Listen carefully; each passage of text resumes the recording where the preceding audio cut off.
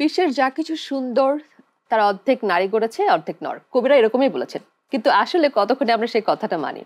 কোনো কিছুর ক্রেডিট কি আমরা কোনো একটা নারীকে দিতে চাই? এই যে পৃথিবীতে এত কিছু ঘটে গেল, সেটা বিজ্ঞানে এত উন্নতি হলো, চিকিৎসা আমরা এত এগিয়ে গেলাম, প্রথম দ্বিতীয় তৃতীয় বিশ্বযুদ্ধ আমরা পার করলাম, তারপর তো সাম্প্রতিক সময় একটা করোনা ভাইরাসের মতো বিশাল একটা যুদ্ধ আমরা পার করেছি, প্লেগের মতো বিষয় পার করেছি।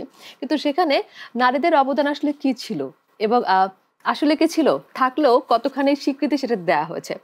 তো সেসব নিয়ে ভাবতে গেলে খুবই মনটা ছোট হয়ে যায়, কিন্তু সেটা আমরা একদমই করতে চাই না, কারণ আমরা প্রত্যেকটা নারী জানি আমরা সৃষ্টি করতে পারি, একটা নারীর মধ্য থেকে আরেকটা প্রাণের জন্ম নেয়।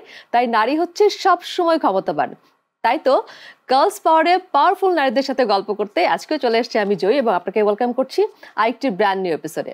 আর আমাদের এই পুরো প্রোগ্রামটা powered by perfect electronics in association with Rearbiz. তো আজকে পাওয়ারফুল কোন কোন নারী আমার সাথে রয়েছে তাদের গল্প শুনবো আর তাদের পরিচয় তাদের কাছ থেকে জেনে নিই। তো শুরুতেই আমাদের সাথে কে আছে আপু? নিজের নামটা বলেন।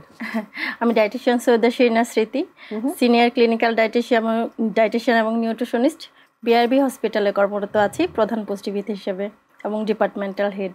ডিপার্টমেন্টের হেড। আর শুরুতে যিনি ডায়েটিশিয়ান বলেছেন, তো বোঝাই যাচ্ছে আপু একজন ডায়েটিশিয়ান। এবং আরেকজন আপু আমাদের সাথে আছেন। আসসালামু আলাইকুম, আমি পুষ্টিবিদ রেবেকা সুলতানা। আমি কাজ করছি সোশ্যাল ইসলামিক হসপিটালে, অবশ্যই ডায়েটিশিয়ান হিসেবে কাজ করছি, আর সাথে জেনারেল সেক্রেটারি পুষ্টি ফাউন্ডেশনে আছি। আচ্ছা আচ্ছা, দুজনেই সিমিলার ডিপার্টমেন্টে আপনারা কাজ করছেন? হ্যাঁ অবশ্যই, আমিও প্রেসিডেন্ট হিসেবে পুষ্টিবিদ ফাউন্ডেশনে আছি। আপনারা নিজেরা পুষ্টিবিদ, নিজেরা হচ্ছে, তারপরে এত এত সংগঠনের সাথে যুক্ত থেকে কিভাবে কাজ করেন? আসলে এত ক্ষমতা কোত্থেকে আসলো, এই পাওয়ারটা কোত্থেকে পেলেন? অবশ্যই গার্লস পাওয়ারফুল, ডেফিনেটলি। আমাদের সংসার সামলাতে হয়, আমাদের জব করতে হয়, এবং পাশে এই জিনিসগুলো আমাদের সামলাতে হয়।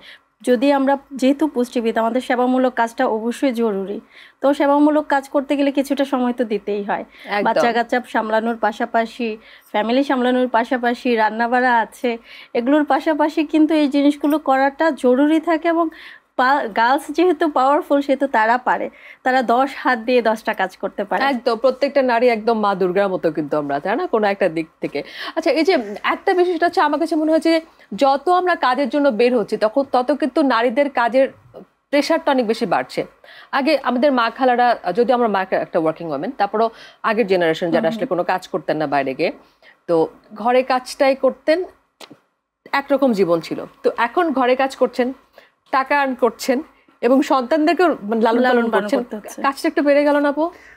বিষয়টা হচ্ছে যে ইচ্ছাটা অনেক বড় বিষয়। আমরা কিন্তু অনেকে ঘরেও বসে থাকি, অনেকে বাইরে কাজ করেও সংসার সামলায়। তো সেক্ষেত্রে আমার মনে হয় যে একটা ইচ্ছা শক্তি থাকতে হবে, পাশাপাশি হচ্ছে যে আমাদের কমিউনিকেশনটা অনেক হাই হতে হবে, যে অন্য মেয়েরা কি করছে তাদেরকে দেখে শেখা।